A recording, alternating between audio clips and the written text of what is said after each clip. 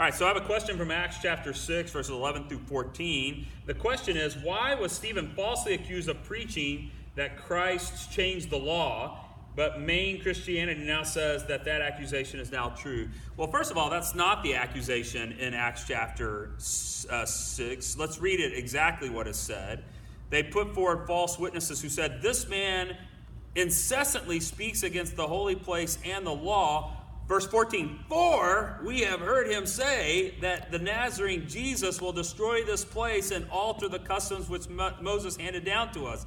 So their statement is not that about Jesus and the law. Their statement was about Jesus' claim that he would destroy the temple and rebuild it in 3 days. And in doing so, they made the connection saying he's speaking against Moses, the law, everything handed down to us. And this is a false accusation because Jesus said he would destroy his own body, the temple, and raise it up. This is the same accusation laid against him by the Pharisees and the scribes and the Sadducees at the Sanhedrin that were laid against Jesus. And so Jesus had this accusation against him, but even then it didn't coalesce, and that wasn't ultimately what they crucified him for. They crucified him for blasphemy. The statement that Christ... now the church is preaching something different than Stephen. It just doesn't fit with the text. Acts chapter 6 is claiming the reason Stephen is being accused of preaching against the law is because he said Jesus was crucified and rose again 3 days later, thus fulfilling Jesus' own statement, "Destroyed this temple and I will rebuild it in 3 days." They extrapolated to something else beyond that. So that's number one. Number two is that Christ says in Matthew chapter 5, he would completely fulfill the law. Not one jot or tittle would pass away before all was completed or fulfilled.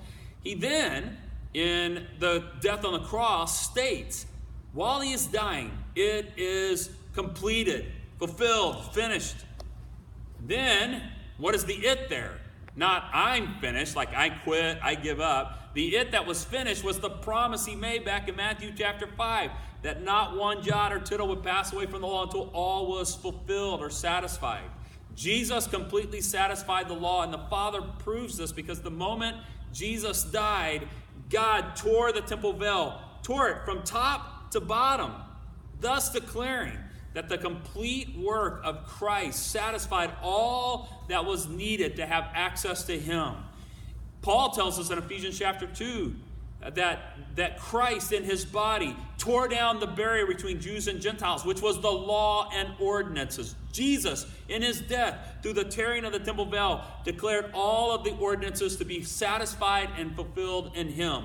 Thus, Gentiles didn't have to get circumcised, which was in the law, by the way.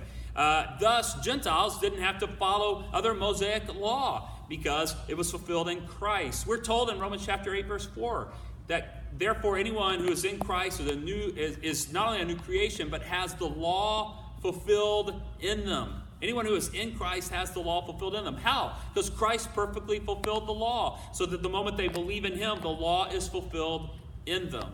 So there's statement after statement after statement, including Acts chapter 15, where the early church has a council and says, hey, Gentile believers don't need to get circumcised. They don't need to follow the dietary laws of the Jews.